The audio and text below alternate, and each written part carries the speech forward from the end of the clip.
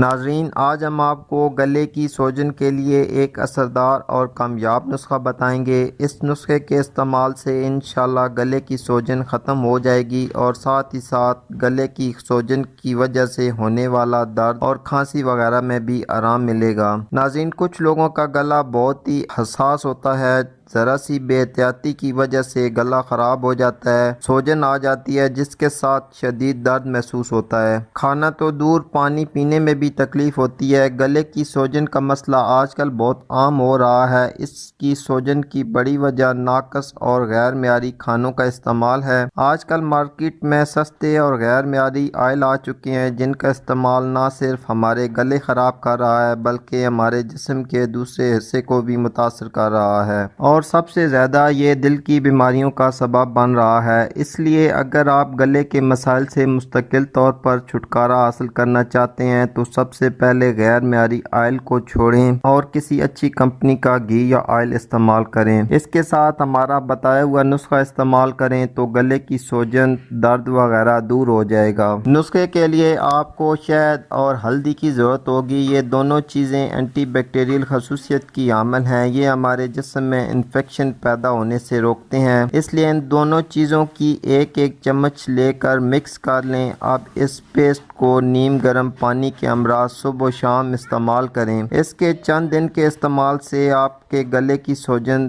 مستقل طور پر دور ہو جائے گی۔ اس نسخے کے استعمال کے دوران ٹھنڈا پانی، چاول، بڑا گوشت اور کھٹی اشیاء سے پرہیز کریں۔ امید کرتا ہوں آج کی ویڈیو آپ کے لیے فائدہ مند ثابت ہوگی۔ اسی کے ساتھ اجازت چاہتا ہوں۔ اللہ حافظ۔